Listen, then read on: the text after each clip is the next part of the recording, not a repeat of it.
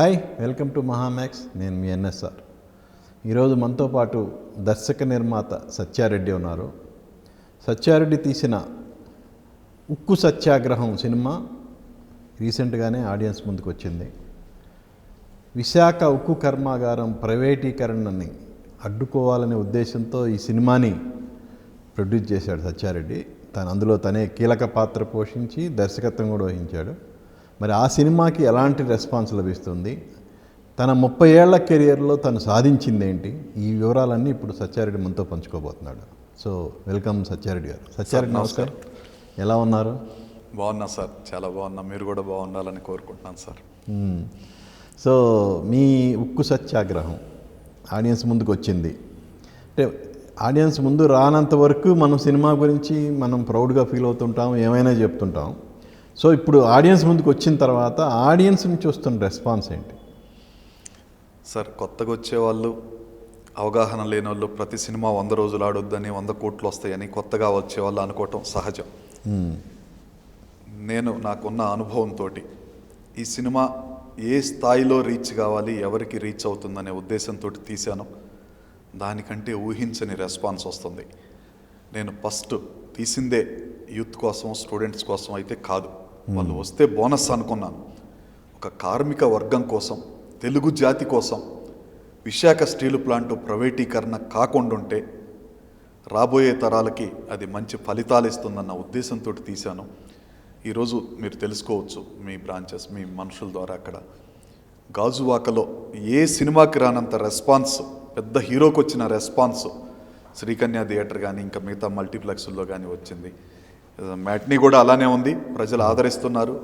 కొన్ని గ్రామాల్లో మీటింగులు పెట్టుకొని భూ నిర్వాసితులు సెలవులు పెట్టి స్టీల్ ప్లాంట్కి వెళ్లకుండా ఈ సినిమా చూస్తున్నారు.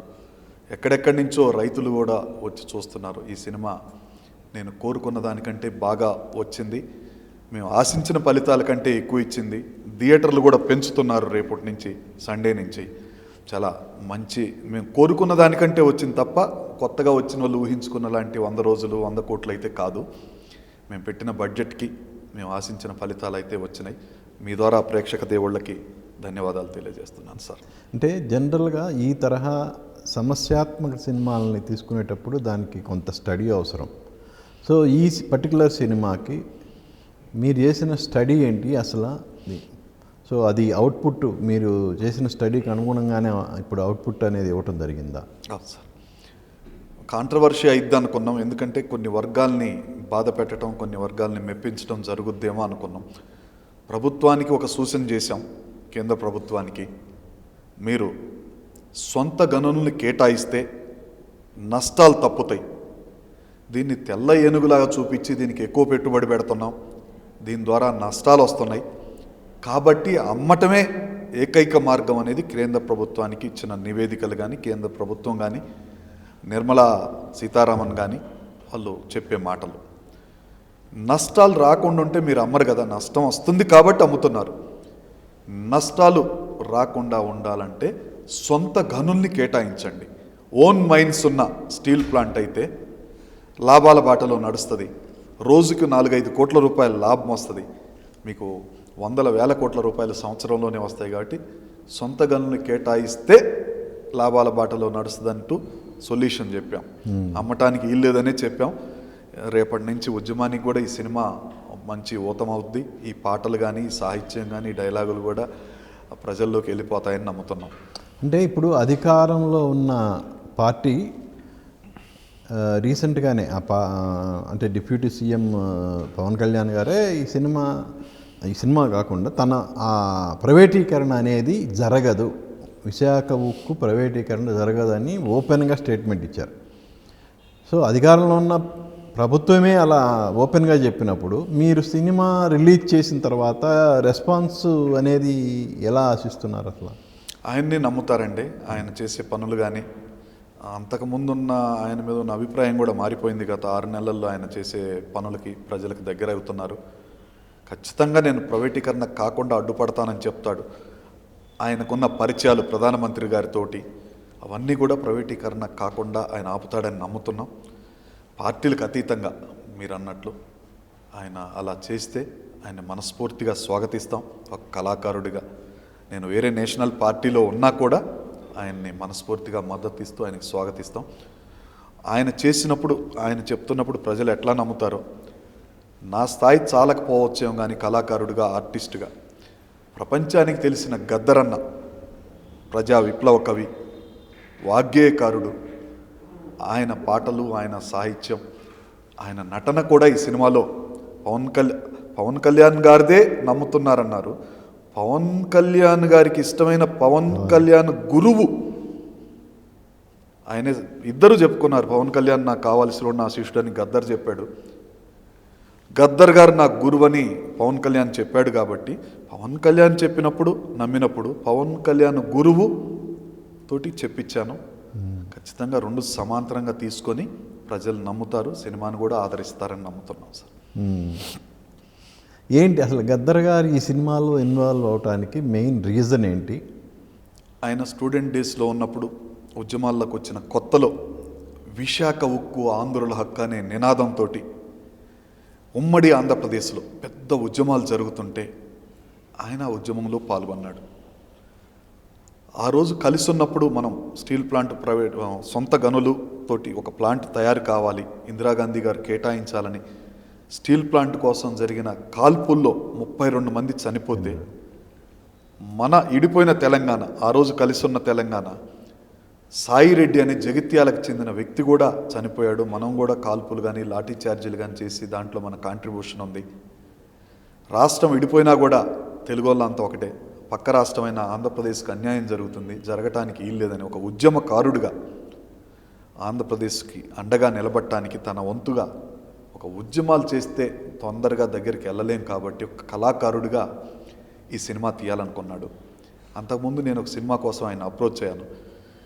అప్పుడు అది లేట్ అయింది, దీన్ని చేద్దామని ఆయన అడిగి ఉక్కు ఫ్యాక్టరీలోని ఉక్కు, సత్యారెడ్డిలోని సత్యం, కేంద్ర ప్రభుత్వం మీద ఉన్న ఆగ్రహంతో గ్రహం ఉక్కు సత్యాగ్రహంగా మార్చి ఆనాటి గాంధీ మహాత్ముడి ఉప్పు సత్యాగ్రహాన్ని స్ఫూర్తితోటి ఈ సినిమా టైటిల్ పెట్టి ఆయనే ఒక 4 పాటలు రాశాడు, ఒక 3 పాటల్లో నటించాడు, ఒక పాట నాకు గాత్రదానం కూడా చేశాడు.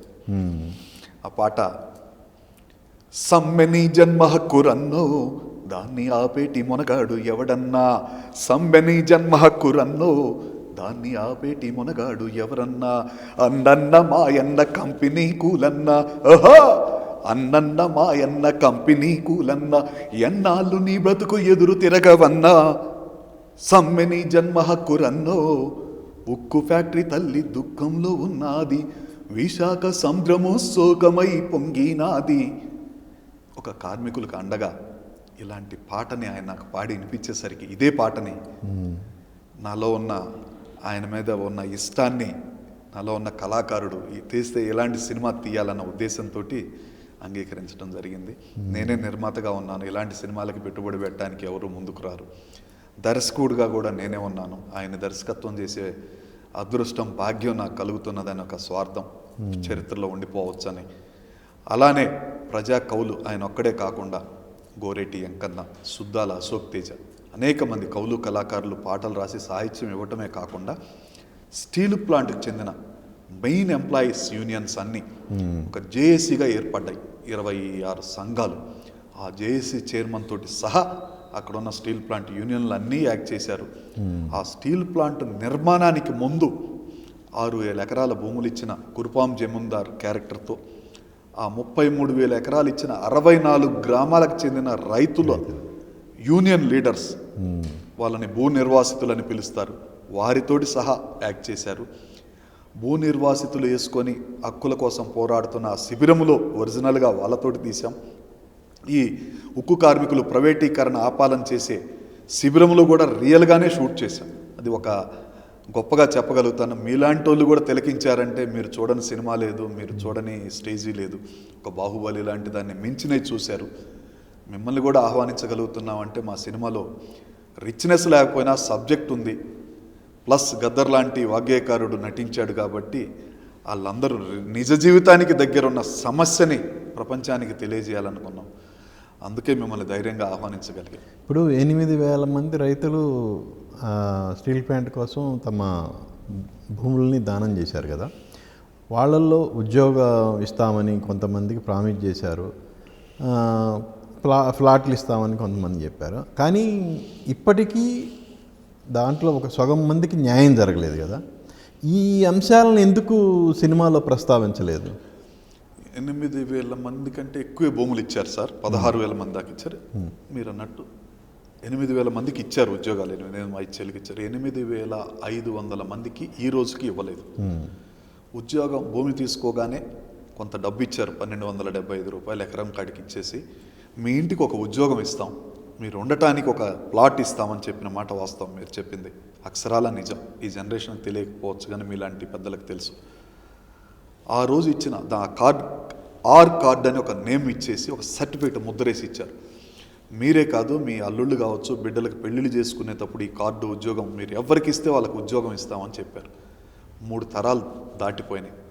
ఇంకా 8,500 మందికి ఇంకా ఉద్యోగాలు దక్కలేదు, వస్తాయన్న నమ్మకం లేదు. ఫ్యాక్టరీ కోసం చనిపోయిన 32 మంది కుటుంబాలకు కూడా ఏం న్యాయం జరగలేదు. అయినా ఆ రక్తం తడి ఆరకముందే ఆ 32 మంది వీళ్ళకి ఉద్యోగాలు రాకతలికే ప్రైవేటీకరణ అయితే మా బతుకులేంటి, మాకు ఎలాంటి స్పష్టత ఇస్తారనేది ఆ నిర్వాసితులు కూడా అడుగుతున్నారు సార్. అది ఇప్పుడు జనరల్గా ఇలాంటి సమస్యాత్మక సినిమాలు తీసుకునేటప్పుడు రీసెంట్ టైమ్స్లో నారాయణమూర్తి గారు కావచ్చు, వేరే ఎవరైనా వాళ్ళు ప్రజా సమస్యలను తీసుకొని సినిమాలు తీసి రిలీజ్ చేస్తున్నారు. కానీ వాటికి గతంలో దక్కినంత ఆదరణ అయితే దక్కటం లేదు. మనం కళ్ళారా చూస్తున్నాం. సినిమాల్లో పాటలు అద్భుతంగా ఉండొచ్చు, సబ్జెక్టు మంచిగా ఉండొచ్చు, ఏదైనా తెలిసిన నటీనటులు ఉండొచ్చు, పాటలు హిట్ అవ్వచ్చు, కానీ ఆదరణ మాత్రం ఇటీవల కాలంలో లభించడం లేదు. సో ఏ ధైర్యంతో ఈ సినిమా చేశారు? ఈ పెట్టుబడి ఆదరించే సినిమాలకి మినిమం మీకు తెలిసి 10 కోట్ల పైన పెట్టాలి. మేము పెట్టే దాంట్లో 10%, 15% పెడతాం. వాళ్ళకి ఒక 4 కోట్ల మంది వాళ్ళ సినిమాని ఆదరిస్తే మాకు కనీసం ఈ ఉద్యమం గురించి అవగాహన ఉన్న ప్రాంతాల్లో ఒక 50 లక్షల మంది, కోటి మంది అయినా ఆదరిస్తారని నమ్మకం. ఇంకా నచ్చితే యూత్ స్టూడెంట్స్ కూడా చూస్తే ఏమన్నా కమర్షియల్గా కూడా డబ్బు వస్తుందన్న నమ్మకం. లేకపోతే పెట్టిన పెట్టుబడి అయితే ఎక్కడికి పోదు. దీనికి సంబంధించిన సమస్యలకు బారిన పడ్డ వాళ్ళు చూసినా సరిపోద్దని అనుకున్నాం. ఆల్మోస్ట్ ఇదైతే నెరవేరించింది. మరి లాభాల బాటలో నడుస్తుందో లేదో ఇంకా 2-3 రోజుల్లో తెలుస్తుంది. ఇప్పుడైతే మా పెట్టుబడికి డోకా లేదు. ఇంకా ప్లాట్ఫామ్స్ కూడా, ఓటీటీ ప్లాట్ఫామ్స్ వచ్చినాయి, వాళ్ళు కూడా అడుగుతున్నారు. ఇది పెట్టుబడి అయితే వస్తుంది. మీరు చెప్పినట్టుగా లాభాలు వస్తాయా రావా అనే నమ్మకం అనేది ప్రేక్షకుల మీద ఆధారపడి ఉంటుంది. సినిమా అయితే మేము ఆశించిన దానికంటే బాగుంది. ఇంకా అనుకున్న లక్ష్యం కూడా నెరవేరింది అనుకుంటున్నాం. ఈరోజే భూ నిర్వాసితులు కానీ స్టీల్ కార్మికులందరూ ఒక షోలో చూశారు, సెలబ్రేషన్స్ కూడా చేసుకుంటున్నారు. ఇప్పుడు సినిమా చూసి బయటకు వచ్చే వాళ్ళకి విశాఖ ఉక్కు కర్మాగారం ప్రైవేటీకరణ కంటే కూడా ఇది గద్దర్ చివరి సినిమా అనే యాంగిల్లో ఎక్కువ కనిపిస్తుంది. కరెక్ట్. ఇక్కడ మీరు ఈ ప్రాంతంలో అడుగుతున్నారు కాబట్టి ఖచ్చితంగా మీరు చెప్పింది 100కి 100% నిజం. వెళ్ళేటప్పుడు గద్దర్ కోసం, గద్దర్ చివరి సినిమానే వెళ్తున్నారు. విశాఖ ఉక్కని కానే కాదు, నేను ఒప్పుకుంటాను, అంగీకరిస్తాను. కానీ వెళ్ళినాక సమస్య కూడా తెలిసిపోతుంది. గద్దర్ ఏం చేస్తున్నాడు, ఏం మాట్లాడుతున్నాడు, 32 మంది గురించి మాట్లాడుతున్నాడు, భూతల్లి గురించి మాట్లాడుతున్నాడు, ఉద్యోగాలు ఇవ్వాల్సిన గురించి మాట్లాడుతున్నాడు. కాబట్టి వెళ్ళటానికి కారణం ఆయనైనా సమస్యని మాత్రం ప్రేక్షకులు అర్థం చేసుకొని ఇక్కడ వాళ్ళు వచ్చి అక్కడ ఉద్యమం చేసేది ఉండకపోవచ్చు, కానీ మనస్ఫూర్తిగా ఉద్యమానికి మద్దతు తెలియజేస్తారని, అది కూడా ఒక రకంగా మేము సక్సెస్ అయినట్టుగానే భావిస్తున్నాం. మీరు అన్నది నిజమే, గద్దరి కోసమే వస్తున్నారు తెలంగాణలో. తెలంగాణ అని కాదు, జనరల్ సినిమా అనేది ఎక్కడైనా ఒకటే. అది వాళ్ళకి కథ అనేది కథనాలు ఆకర్షణీయంగా ఉండాలి. సో ఆ పాయింట్ ఆఫ్ వ్యూలో ఆలోచించినప్పుడు ఆ మెయిన్ సమస్య కంటే ఈ గద్దర్ యాంగిల్ ఎక్కువగా కనిపిస్తుంది అనేది నాకు అనిపించింది. అఫ్కోర్స్ అంటే అది తప్పని నేను అన్ను. ఈవెందో గద్దర్ గారి పాటలు, ఆయన పాడిన పాటలు కానీ, ఆయన యాక్ట్ చేసిన పాటలు కానీ చూస్తున్నప్పుడు డెఫినెట్గా అలా చూడాలనిపించింది. అది ఆయనకి ప్రజల్లో ఉన్న క్రేజ్ ఖచ్చితంగా నిజం. కూడా ఆ సినిమాలో ఎక్కువ మార్కులు ఆయనకే పడుతున్నాయి. ఏది పడ్డా కూడా ఒక డైరెక్టర్గా, ప్రొడ్యూసర్గా ఆనందిస్తున్నాను. ఆయన చెప్పింది కూడా స్టీల్ ప్లాంట్కి సంబంధించిన సబ్జెక్టే కాబట్టి హీరోగా నన్ను చూసేదానికంటే కూడా మీరన్న గద్దర్ గారినే ఎక్కువ చూస్తున్నారు, ఆయన కళ్ళే ఓటేస్తున్నారు, ఆయన క్యారెక్టర్ బాగుందని చెప్తున్నారు. అది నా అదృష్టంగా కూడా భావిస్తున్నాను, నా ఓటమిగా అనుకోవట్లేదు, అలా గెలిచాను అనుకుంటున్నాను. ఇంకొకటి, ఇప్పుడు ఒక సమస్య దాన్ని జనాల్లో తీసుకెళ్లాలంటే ఒక బలమైన ఫేస్ అనేది, నోన్ ఫేస్ ఉండాలి. నీ నిర్మాతగా నువ్వు తెలిసి ఇంతకుముందు సినిమాల్లో కూడా యాక్ట్ చేశారు, కానీ ఈ సమస్యని ఉధృతంగా జనాల్లోకి వెళ్ళాలంటే, బాగా జనాల్లోకి తీసుకెళ్లాలంటే నోన్ ఫేస్ అయితే ఇంకా బాగా ఉంటుంది కదా. కానీ నువ్వు హీరోగా చేయాలని ఎందుకు అనిపించావు? అంటే స్టార్టింగ్లో వేరే వాళ్ళతో ఏమన్నా ట్రయల్స్ జరిగాయా? వాళ్ళు నో అన్నప్పుడే ఇక లాభం లేదు నేనే చేయాలని డిసైడ్ అయ్యావు, ఎలా అసలు? 100% మీకున్నది నిజమైన డౌట్, దానికి నిజం కూడా జరిగింది అదేను. ఇంత సినిమా తీసినోడిని ఒక 50 లక్షలు ఇచ్చో, ₹1 కోటి ఇచ్చో ఒక హీరోని పెట్టలేని పరిస్థితిలో అయితే లేను. కానీ ఏ హీరోకి కథ చెబుదామని పోతేనే ఉక్కు సత్యాగ్రహం అని కానీ, లేదా సత్యాగ్రహం అని కానీ, ఉక్కు అని ఏది చెప్పినా ఆ స్టీల్ ప్లాంట్ కోసం అయితే ఆ సినిమాలో నేను నటించను అని తేల్చి చెప్పేశారు. అసలు కథ అయినట్టు తర్వాత అలా ఎంతమంది దగ్గరికి వెళ్ళారు? ఆల్మోస్ట్ ఈ క్యారెక్టర్లు చేయగలిగే దగ్గరున్న 1 కోటి 2 కోట్లు తీసుకునే హీరోలు తెలుగు, తమిళ అన్ని చోట్ల అప్రోచ్ అయ్యాం. అసలు ముందు కథ వినటానికి భయపడుతున్నారు, ఇంట్రెస్ట్ లేకపోవటం కాదు. మంచి కథ తెచ్చుకొని కావాలంటే తక్కువ రేటుకి చేసి పెడతాను, ఇది మాత్రం మేము చేయమన్నారు. అంటే 3 years బ్యాక్ మొదలుపెట్టావు ఈ సినిమాని. 3 years బ్యాక్ అంటే అక్కడ ప్రభుత్వం వైఎస్ఆర్సీపీ ప్రభుత్వం ఉంది. అంటే ఆ ప్రభుత్వం ఉండటం వల్ల భయపడ్డారా, లేదంటే అసలు ఈ సమస్యకే భయపడ్డారా వాళ్ళు? ఎలా? సమస్యకే భయపడుతున్నారు. ఎందుకంటే ఒక ప్రభుత్వానికైతే భయపడకపోవచ్చు, ఒక రాష్ట్రానికి సంబంధించింది అయితే ఇక్కడ ఉండి చేసే వాళ్ళకి అది పెద్ద ఇష్యూ కాదు కళాకారుడిగా. కేంద్ర ప్రభుత్వం ఏమన్నా సీరియస్గా ఉంటుందేమో ఈ యాక్ట్ చేసిన వాళ్ళ మీద అనేది ఎక్కడో ఊహించుకున్నారు, దానివల్ల కావచ్చు, ఎందుకు కాంట్రవర్షి అని అనుకోవచ్చు. ఎవరు నో చెప్పిన వాళ్ళ పేర్లు చెప్తే బాధపడతారు. మీకు తెలిసిన వాళ్ళే అందరూ చాలా నాకు దగ్గర వాళ్ళే, ఎప్పుడు మాట్లాడతారు, నా ఫంక్షన్స్కి వస్తారు, మంచి స్టోరీ తెచ్చుకుంటారు. నేను ఇలాంటిది తీసిపోయేసరికి నీకు ఫ్రీగా చేస్తాం కావాలంటే తెచ్చుకో అన్నారు, అంత ప్రముఖులే. ఇది మాత్రం మీరు చెప్పింది నిజం, ఎవరు రాకపోతేనే నేను చేయాల్సి వచ్చింది. ఇంకోటి, ఎవరూ చేయకపోతే ఇంకా చూస్తూ ఉండాలా, ఎవరొకరు చేయాలి కదా, మనం ఎందుకు చేయకూడదు? వాళ్ళకి 100 రోజులు ఆడితే కనీసం నాది దాంట్లో సగమన్నా లేకపోతే దాంట్లో సగమన్నా ఆడకపోద్దా, ప్రజలు ఆదరించకపోతారనే నమ్మకంతో తీయాలనుకున్న ఒక జీవిత ఆశయం గద్దర్ గారితో డైరెక్టర్గా ఆయన యాక్టింగ్ చేయించాలని యాక్టింగ్ చేయించగలిగాను, అది నెరవేరింది. సమస్యను కూడా ప్రజల్లోకి తీసుకెళ్ళగలిగాను. 3 సంవత్సరాల నాడున్న ఆ ప్రభుత్వానికైతే ఎవరు భయపడ్డదైతే లేదు.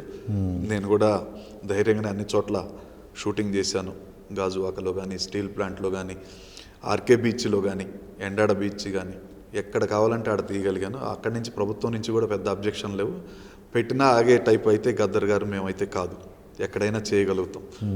దాన్ని అలానే న్యాయపరంగా ఎదుర్కొనేవాళ్ళం. అలా అనుకున్నారేమో వీళ్ళని ఆపిన ఆగేవాళ్ళు కాదు కదా అని 2-3 చోట్ల మా షూటింగ్ దగ్గరికి అప్పుడు వచ్చారు, అప్పుడు గవర్నమెంట్కి సంబంధించిన వాళ్ళు. గద్దర్ గారిని చూసి పక్కకి వెళ్ళిపోయారు. అక్కడే చేసాం, అంత వైజాగ్లోనే షూటింగ్ చేయగలిగాం. ఇప్పుడు 3 ఏళ్ళు ఎందుకు పట్టింది సినిమా? కారణాలు మీరు చెప్పింది. ఫస్ట్ ఒక హీరోయిన్ అనుకొని ఒక క్యారెక్టర్ చేయించాం. ఆమె ఒక 20 రోజులు షూటింగ్ చేసినాక ఈ సమస్య వస్తుందని ఆగిపోయింది. మళ్ళీ రీషూట్ చేసి ఏ హీరోయిన్ క్యారెక్టర్ అది మేఘనా లోకేష్ది. ఇద్దరు యాక్టర్స్ పారిపోయారు, జారిపోయారు. మా డబ్బులు మీకు కావాలంటే ఇచ్చేస్తాం, షూటింగ్ ఖర్చు ఎంతో చెప్పండి, మాకెందు కండిషన్. మంచి టాప్ ఎవరితో చేశారు? నార్త్ ఇండియన్ అమ్మాయిని తెచ్చేసి చేసామన్నమాట. వాళ్ళకి ఇక్కడ సమస్య అక్కడే వస్తుందని, ఇక్కడ రాదు, సెంట్రల్ లెవెల్లో వస్తుందేమో ఇది ఇష్యూ అది అన్నట్టు స్టీల్ ప్లాంట్ డౌన్ అయ్యి స్లోగన్ చూశారు, పోయారు. అంటే ముందు సబ్జెక్టు తెలియదా వాళ్ళకి? చెప్పాం, కానీ షూటింగ్ జరుగుతుంటే ఈ జెండాలు, ఈ స్లోగన్స్, ఈ బ్యానర్స్, స్టీల్ ప్లాంట్ స్తూపాలు, ఆ నిరాహార దీక్ష శిబిరాలు, ఇది సినిమాలాగా లేదు, ఇది ఉద్యమం లాగా ఉంది, మాకెందుకు లేని పోయారు. ఎంత చెప్పినా ఏం లేదు. కొంతమంది ఎవరో బెదరగొట్టారు కూడా వాళ్ళని. ఇది టైం తీసుకోవడానికి మెయిన్ కారణం అదే. రీషూట్లు ఎక్కువ చేశాం ఆ క్యారెక్టర్లో. తర్వాత సెన్సార్ కూడా ఎక్కువ కాలం టైం పట్టింది. వాళ్ళు కొన్ని కట్స్ ఇచ్చారు, మేము ఎక్స్ప్లెయిన్ చేసాం, అట్లా కొన్ని టైం పట్టింది. అది అంటే ఏ అంశాల మీద వాళ్ళు సెన్సార్ అబ్జెక్షన్ చెప్పింది? టోటల్గా అది ఆపాలనుకున్నారు చాలా రోజులు. ఇట్లాంటి సినిమాతోటి ఎందుకులే, తర్వాత చూద్దాం అని అనుకున్నారు. ఒక సందర్భం వచ్చిన తర్వాత చూసి కొన్ని కట్స్ ఇచ్చారు. అప్పటి కేంద్ర ప్రభుత్వాన్ని ఇప్పుడు కేంద్ర ప్రభుత్వం గురించి కొన్ని క్యారెక్టర్లు, దాంట్లో ఉన్న ఒక ఢిల్లీ లీడర్ గురించి మేము ప్రస్తావించడం జరిగింది. ఆయన ఏదో క్యారెక్టర్ ఊహించుకొని అది అలాంటి క్యారెక్టర్ అన్నట్టు దాని మీద అడిగారు. క్లారిఫికేషన్స్ ఇచ్చిన తర్వాత కొన్ని కట్స్ ఇచ్చి యాక్సెప్ట్ చేశారు. అది కూడా కొన్ని రోజులు పట్టింది సెన్సార్లో కూడా. తర్వాత గద్దర్ గారు చనిపోవటం కూడా మాకు ఒక కోలుకోలేని సమస్య. దాని నుంచి కొంతకాలం పట్టింది. చివరికి ఈరోజు ఆయన చనిపోయిన దీన్ని కూడా బాగానే వాడుకున్నారు కదా క్లైమాక్స్లో. అది ఒక మెమరీ మాకున్న అదృష్టంగా బాగుంది. మా షార్ట్సే, మా సినిమాలో సంబంధించిన సన్నివేశాలు ఎక్కువ.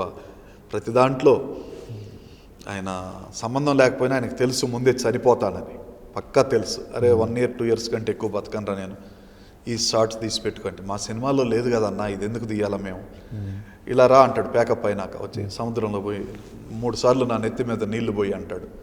ఎందుకన్నా ఇది లేదు, పోయి ఆడ కెమెరా రన్ చేయి, ఇది షార్ట్స్ తీసి పెట్టుకో, నీకు ఉపయోగపడతాయి అంట. అవి అన్నీ స్వీట్ మెమరీస్ కింద వాడాల్సి వచ్చింది. మంచిగా ఆయన అప్పుడు ముందు చూపుతోటి ఆయన చనిపోతే ఏంది ప్రపంచానికి ఆయన షార్ట్స్ చూయించుకోవాలనుకున్నాడో ఏమో, అదే నిజమైంది. కరెక్ట్, మీరు చెప్పింది, అన్నీ వాడాం షార్ట్స్ అన్నీ. ఇంకోటి ఈ సమస్యకి కమర్షియల్ యాంగిల్ జోడించటం అనేది ఎందుకు జరిగింది? ఇప్పుడు ఇష్యూ అనేది సెంట్రల్ వర్సెస్ ఇది Vizag steel plant versus central, కానీ సినిమాలో రెగ్యులర్ కమర్షియల్ సినిమాల్లాగా విలన్లు పెట్టి ఎందుకు ఆ పక్కదో పట్టించడం అనేది ఎందుకు జరిగింది? మీరే అంటున్నారు కదా కమర్షియల్ అని. సినిమా కూడా సిద్ధాంతాలు, ఆశయాలు, మెసేజ్తో పాటు కమర్షియల్ని కూడా టచ్ చేస్తే ఆ విధంగా కూడా కొంతమంది ఆడియన్స్ వచ్చి సినిమా హిట్ చేస్తారని. పూర్తిగా మేము విప్లవంలోకి పోలేం. సమస్యనైతే తీసుకున్నాం తప్ప ఇలా చేయకపోతే కాల్చి చంపుతాం, ఇలా చేయకపోతే పేల్ చేస్తామనే వాళ్ళం కాదు కదా. మేము కళాకారులం, మాకు కమర్షియల్ యాంగిల్స్ కావాలి, మా డబ్బు రావాలి. ఆ యాంగిల్ని కూడా జోడించాం. అది ఎలా ఆదరిస్తారనేది ఇంకా ఆదరిస్తున్నారనుకుంటున్నాం, ఇంకా దగ్గరికి వెళ్ళొద్దని ఆశిస్తున్నాం.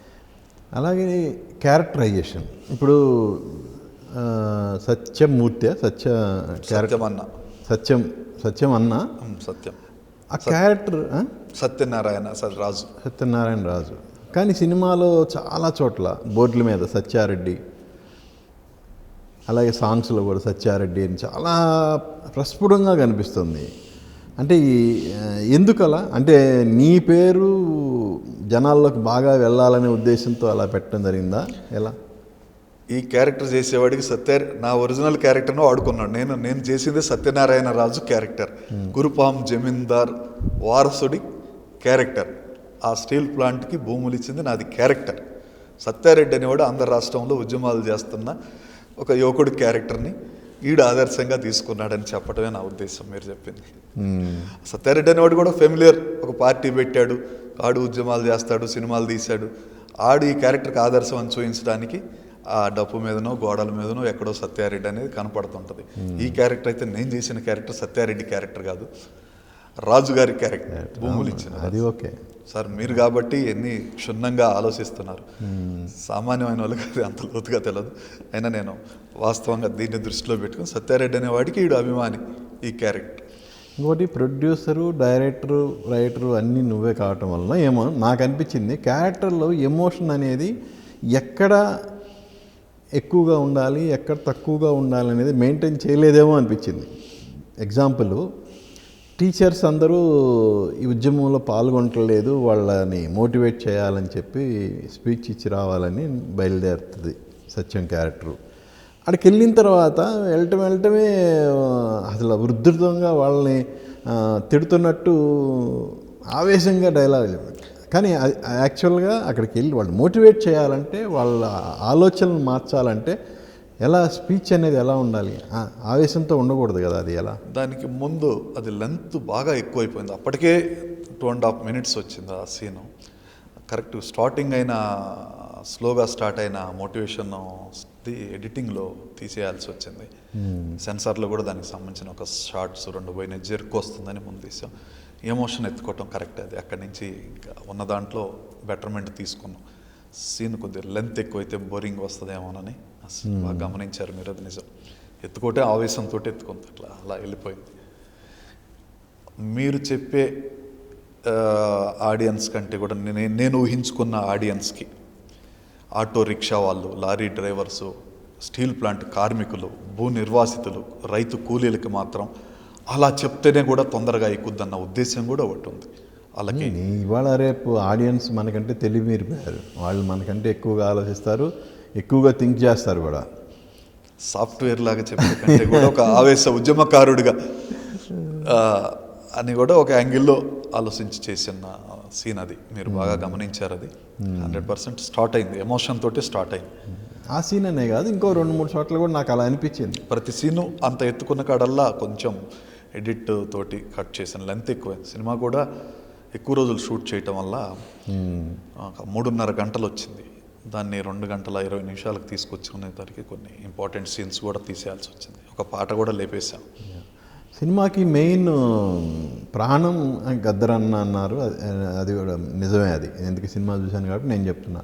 సినిమా చూసి బయటకు వచ్చే వాళ్ళకి గద్దర్ గారు బాగా గుర్తుంటారు, ఎందుకంటే ఆయన పాటల ద్వారా కానీ సేమ్ టైం మ్యూజిక్ డైరెక్టర్. ఈ సినిమాకి మ్యూజిక్ ఇచ్చిన రాకియా, కోటి అంటే మన మ్యూజిక్ డైరెక్టర్ కాదు, శ్రీకోటి. కానీ చాలా బాగా ఈవెన్ బీజిఎంతో కూడా బాగా కూర్చోబెట్టాడు. నా అదృష్టం కంటే, ఆ మ్యూజిక్ డైరెక్టర్ అదృష్టం కంటే ఈ ప్రపంచానికి తెలియని ఒకటి చెప్పాలి మీ ద్వారా. గద్దర్ గారికి సంగీతం మీద, సాహిత్యం మీద చాలా ఎక్కువ అవగాహన. చిత్తు పేపర్ మీద కూడా 2 నిమిషాల్లో పాట రాయగలుగుతాడు. ఏ సబ్జెక్ట్ మీదైనా రాయగలుగుతాడు. చీపురు మీద రాయగలుగుతాడు, లెట్రిన్ మీద రాయగలుగుతాడు, ప్రపంచంలో ఎవరు టచ్ చేయని పాయింట్ల మీద రాయగలుగుతాడు. నేను వేరే మ్యూజిక్ డైరెక్టర్ తోటి కూడా కొన్ని చేయించాను, ఆయనకి నచ్చలే. ఆయన ఎవరెవరినో పిలిచేవాడు, ఈ పాట సాహిత్యం చెప్పి చేయించాడు. మీరన్న 2 పాటలు ఒక కొత్త వ్యక్తి, ఆయనకి ఇష్టమైన వ్యక్తి ఎవరితో చేయించాడు. నేను రెమ్యూనరేషన్ వేసుకొని చేయించుకున్నాను. అట్లానే శ్రీకోటి కూడా మంచి పాటలు చేసి పెట్టాడు దీంట్లో. ఓకే, ఒక 2వ మ్యూజిక్ డైరెక్టర్ సహాయాన్ని తీసుకున్నాం, గద్దర్ గారే తెప్పించారు. ఓకే, ఆయన ఇష్టమైన, అందుకే మీలాంటి వ్యక్తులు బాగున్నాయని చెప్పగలుగుతున్నారు. అది సాహిత్యం బాగుంది, మ్యూజిక్ కూడా బాగుంది. సినిమా కూడా వెళ్ళొద్దు సార్, మీరు చూశారంటేనే, ఒకవేళ సినిమా మీ టేస్ట్ తెలుసు, మీ స్థాయి తెలుసు నాకు, అది బాగలేదు అనుకుంటే సార్ ఈరోజు మీరు వద్దులే సార్, మీకు అందరికీ వేరే చోట వేస్తానని చెప్పాను. ధైర్యంగా చూడండి సార్ అన్నానంటేనే గద్దర్ గారు ఒక మనసు పెట్టి ప్రాణం పెట్టి తీసిన సినిమా ఇది. ఆయన యాక్షన్ కూడా అలానే ఉంటుందని అనుకుంటున్నాను. విశాఖ ఉక్కు ప్రైవేటీకరణ మీద కోర్టులో పిల్లు వేసిన లక్ష్మీనారాయణ గారు కూడా ఈ సినిమా గురించి చాలా ప్రచారం చేయటం కానీ, ప్రమోషన్స్లో యాక్టివ్గా పాల్గొనడం కానీ జరిగింది కదా. మరి లక్ష్మీనారాయణ గారు ఏమన్నారు సినిమా చూసిన తర్వాత? చూడక తలికి ఆయనకు ఒక అభిప్రాయం ఉండేది. ఏదో మామూలు సినిమా, సత్యారెడ్డి పిలుస్తున్నాడని వచ్చాడు. సినిమా చూసేటప్పుడే ముందే చెప్పాను, సార్ మీకు ఈ సినిమా మీద ఏ అభిప్రాయం ఉంటే అదే చెప్పండి. చెప్పలేకుండా కూడా అంత బాధగానో అంత బ్యాడ్గానో సినిమా ఉంటే నాకు పని ఉంది, ఫోన్ వచ్చిందని వెళ్ళిపోండి సార్, మీడియా ముందు మాట్లాడొద్దాను. ఇన్వాల్వ్ అయిపోయాడు సినిమా చూసేటప్పుడు. నేను పక్కనే ఉన్నాను, అనేక సార్లు క్లాప్స్ కొట్టాడు ప్రతి డైలాగ్కి. మధ్యలో అడిగాడు, ఈ డైలాగ్ ఎవరు రాశారు? ఇది గద్దర్ అన్న రాశాడా సార్? ఇది నేను రాశాను సార్ అని చెప్తే చాలా ఉత్సాహంతో, ఈరోజు మార్నింగ్ కూడా, ఉదయం కూడా, పేరు కూడా చెప్తాను, ఆంధ్ర మేధావుల సంఘం సెలసాని శ్రీనివాస్ గారికి, రిటైర్డ్ జడ్జీలకి, అక్కడ ఆయన అనేక కారణాల వలన ఇక్కడ ఉండటం మూలాన ప్రత్యేకంగా నాకు తెలియకుండా ఆయన ఫోన్ చేసి, ఈరోజు ఉక్కు సత్యాగ్రహం సినిమా ఉంది, మీరు ఖచ్చితంగా విశాఖపట్నంలో సినిమాని చూడండి అని దాదాపు ఒక 10-15 మంది మేధావుల్ని, విద్యావంతుల్ని సినిమాకి ఆయన పంపించాడు. ఆయన లాంటి వ్యక్తికి నచ్చటం, మీలాంటి పెద్ద సీనియర్ జర్నలిస్టు కూడా ఈ సినిమాని తిలకించి నన్ను క్వశ్చన్లు అడగటంతో ఇక్కడే నేను సక్సెస్ అయినట్టు భావిస్తున్నాను. మీరు కానీ ఆయన కానీ ఒక క్వాలిటీ ఉన్న వ్యక్తులు, అన్ని తెలిసిన వ్యక్తులు. ఈ సినిమా గురించి మీరు ఆలోచించి ఆయన బాగుందని చెప్పటం, మీరు వీక్షించటం ఆయన చెప్పినాకనే మీరు చూశారనుకుంటున్నాను. ఏంటి ఇది అని చూడాలని. ఇదే మేము సక్సెస్గా భావిస్తున్నాం సార్. ఇంతకుముందు కలిసినప్పుడు జగన్ యువసేనకి ప్రెసిడెంటా నువ్వు? జగన్ యువసేన వ్యవస్థాపక అధ్యక్షుడిగా ఉండేవాడిని 2004 రాజశేఖర రెడ్డి గారు అయిన సీఎం అయిన కొత్తలు, అంటే ఆల్మోస్ట్ 20 years. ఎందుకో కొన్ని సందర్భాల్లో మాకు స్నేహం ఏర్పడ్డది. నేను ఒక కళాకారుడిగా ఆయనకు సంబంధించిన పాటలు, సాహిత్యం అందించేవాడిని. ఆయనకి వచ్చిన మొట్టమొదటి పాట నేనే రాశాను. నాకు కొంచెం అదో డిఫరెంట్ టేస్ట్ ఉండేది. ఆయనతో అప్పుడు బాగానే ఉంది. ఇప్పుడు నేను నా కాంగ్రెస్ పార్టీలో ఉన్నాను. ఆయనతో రాజకీయ సంబంధాలు అయితే నాకేమీ లేవు. వాళ్ళు కూడా చూస్తే వాళ్ళ పార్టీకి ప్లస్ అయింది ఈ సినిమా. ఇవాళ పవన్ కళ్యాణ్ గారు కానీ చంద్రబాబు నాయుడు గారు కానీ అందరూ చెప్తున్నారు స్టీల్ ప్లాంట్ ప్రైవేటీకరణ కానివ్వమని. ఆయన కూడా చూసి సినిమా బాగుంది, లేకపోతే బాగలేదు, ఉద్యమం చేయాలా చేయకూడదని చెప్పాల్సిన సమయం కూడా ఆయనకు ఆసన్నమైంది. సైలెంట్గా ఉంటే ప్రజలకి ఇష్టమైంది మాట్లాడకపోతే ఆయనకే జరగాల్సిన ఉపయోగాలు జరగవని అనుకుంటున్నాను. అంటే నేను ఏం అడగదలుచుకున్నా అంటే జనసేన జగన్ యువసేనకి అధ్యక్షుడిగా ఉండి ఎన్నేళ్ళ పాటు, దాదాపు ఒక 10 years ఉన్నా? 8 years వరకు ఉన్నా సార్. 8 years.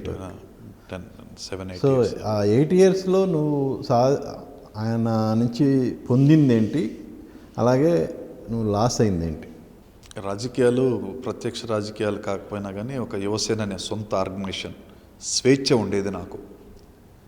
ఎంత స్వేచ్ఛ అంటే ఒక జాతీయ కాంగ్రెస్ పార్టీలో ఉన్న యువజన విభాగానికి ఎంత ప్రయారిటీ ఉంటుందో, అధికారంలో ఉన్న రాజశేఖర్ రెడ్డి గారు ముఖ్యమంత్రిగా ఉన్నప్పుడు యువజన కాంగ్రెస్కి ఎంత ప్రత్యేకత ఉంటుందో దాన్ని మించిన ప్రత్యేకత జగన్ యువసేనకు ఉండేది. అవును, రాజశేఖర రెడ్డి గారు చనిపోయినప్పుడు జరిగిన దాడుల్లో మీ యువసేన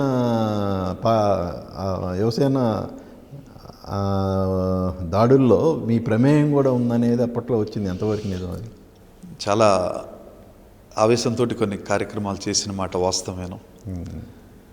కొన్ని విధ్వంసాల్లో కూడా పాల్గొన్నాం. కొన్ని కేసులు కూడా మా మీద నమోదైనాయి. అన్ని క్లియర్ అయిపోయినాయి. నా మీద పెట్టిన అన్ని కేసులు నాకు తెలిసి హైదరాబాద్ సిటీలో ఎవరి మీద పెట్టి ఉండరు. ఒకే రోజు 10 కేసులు.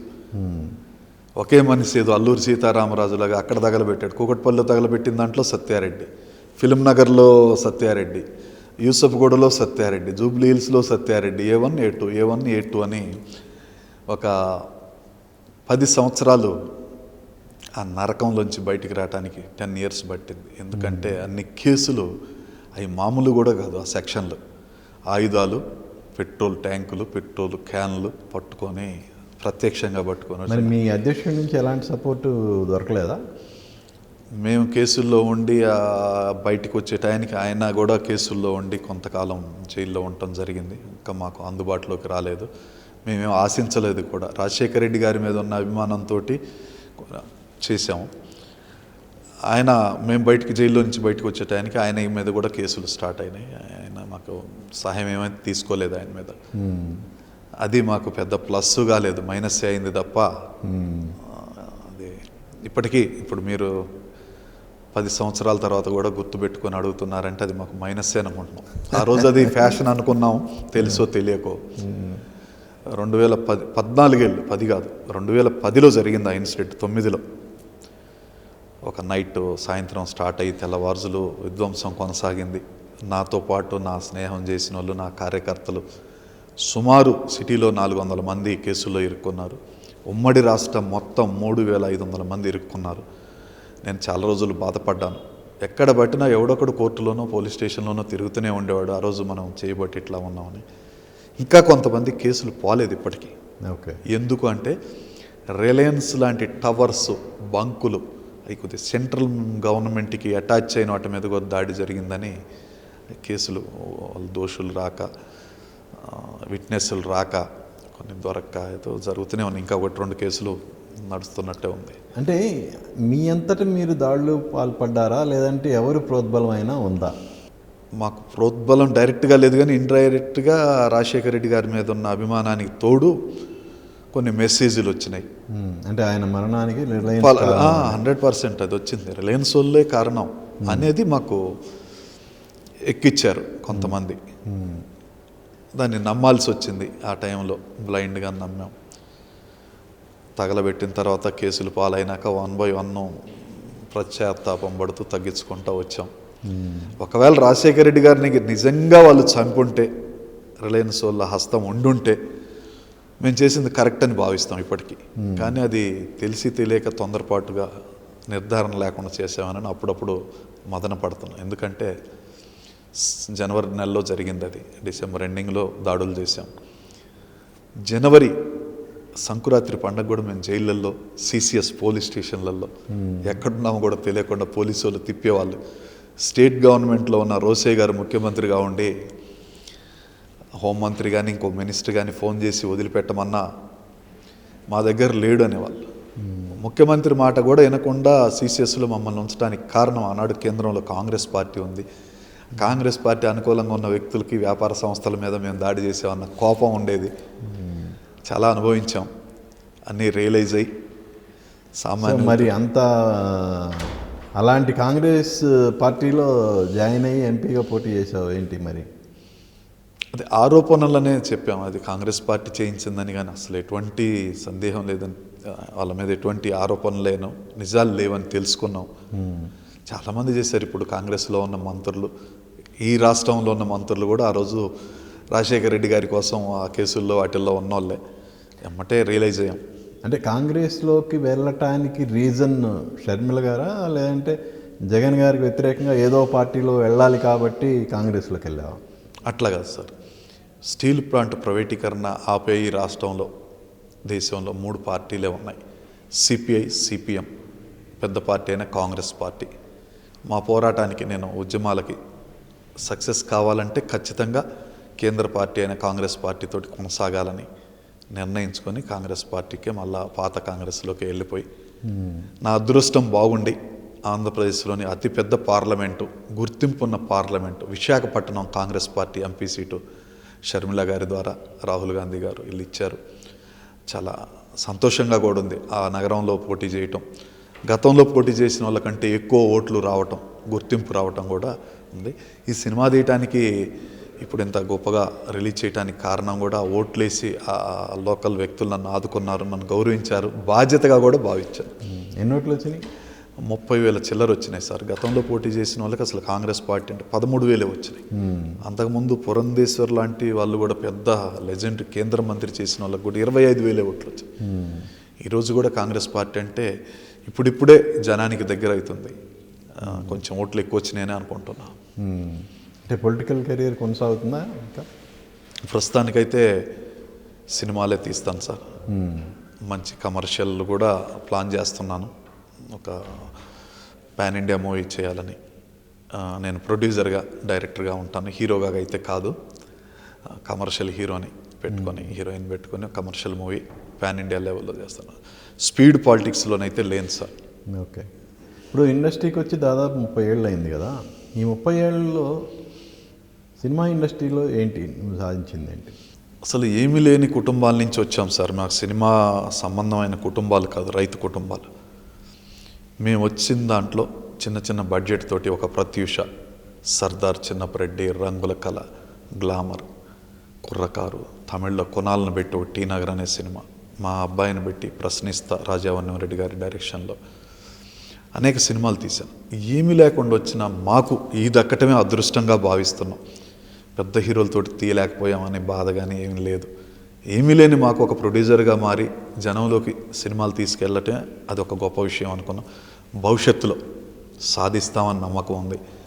పెద్ద సినిమాలు, పెద్ద హీరోలతోటి, పెద్ద హీరోయిన్స్ తోటి కమర్షియల్ మూవీలు తీసి సినిమా రంగంలో పరిపూర్ణతగా వచ్చినందుకు న్యాయం చేసామని, సాధించామని, గమ్యం చేరుతామనుకుంటున్నాం. అంటే ఆ మధ్య శాటిలైట్ల కోసం, ఓటీటీల కోసం సినిమాలు తెగదీశారు. ఇప్పుడు మీరు చెప్పిన లిస్టు చూస్తే కమర్షియల్ హిట్ అనేది చాలా రేర్. మీ లిస్టులో దాదాపు ఎన్ని సినిమాలు చేశారు మీరు మొత్తం? నేను 53 తీసాను సార్. 53 సినిమాలు చేశారు. సంవత్సరానికి 10-15 తీసేవాడిని, ఒక సంవత్సరం 5 తీసేవాడిని. ఇప్పుడు ఆ టైంలో అన్ని శాటిలైట్ల కోసం చుట్టేయటాలు, వితిన్ లిమిటెడ్ బడ్జెట్లో అసలు స్టార్ క్యాస్ట్ ఎవరో తెలియకుండా సినిమాలు చేసి చాలా మంది అలా చేశారు కదా. మీరు చెప్పింది కరెక్ట్. ఆ రోజుల్లో దానికోసమే తీసాను. దాంట్లో కూడా నేను క్వాలిటీ తోటి తీసి, స్టార్ కాస్టింగ్ తోటి తీసి, చాలా పెద్ద హీరోయిన్, శంకర్ దాదా జిందాబాద్ సినిమాలో చిరంజీవి గారి పక్కన యాక్ట్ చేసినటువంటి పెద్ద హీరోయిన్ ఆవిడ, బాలీవుడ్ హీరోయిన్ కరిష్మా కోటక్ తోటి నేనే ప్రొడ్యూసర్గా, డైరెక్టర్గా, హీరోగా ఉండి సినిమా తీశాను.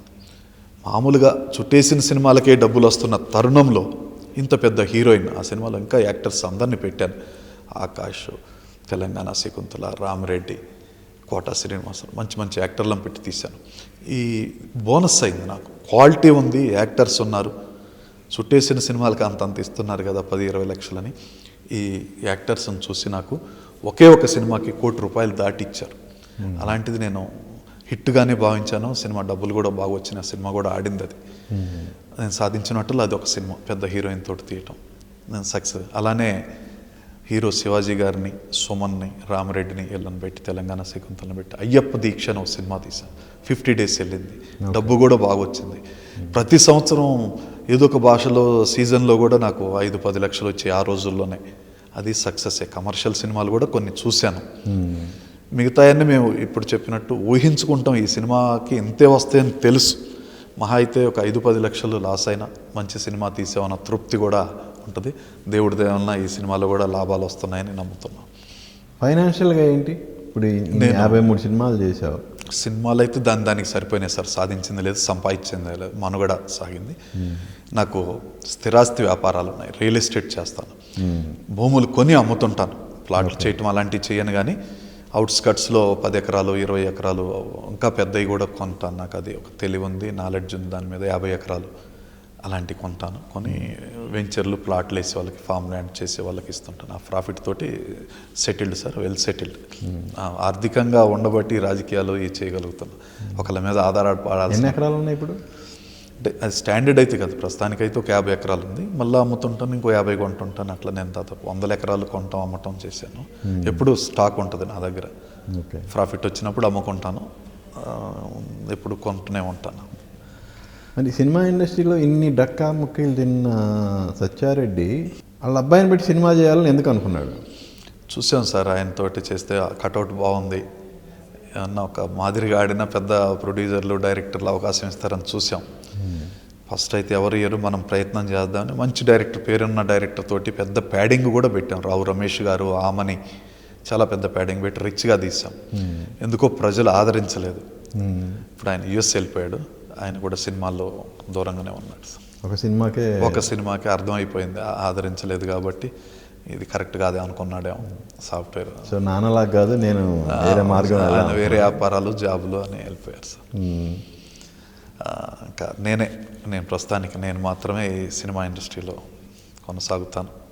సినిమానే నాకు తెలిసిన విద్య.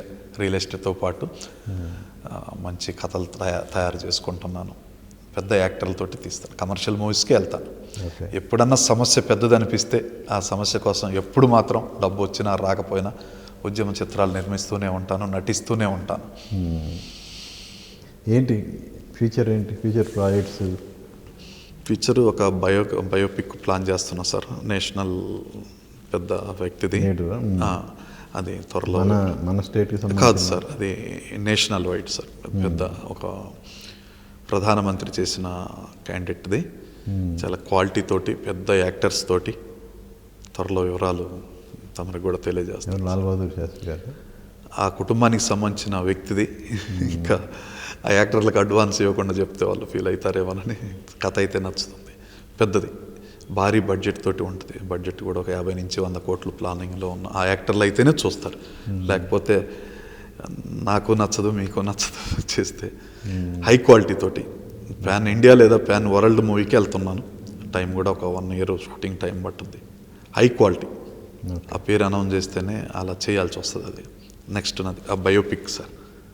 చాలా పెద్ద వ్యక్తి, దేశానికి ప్రధాని చేసిన వ్యక్తి బయోపిక్.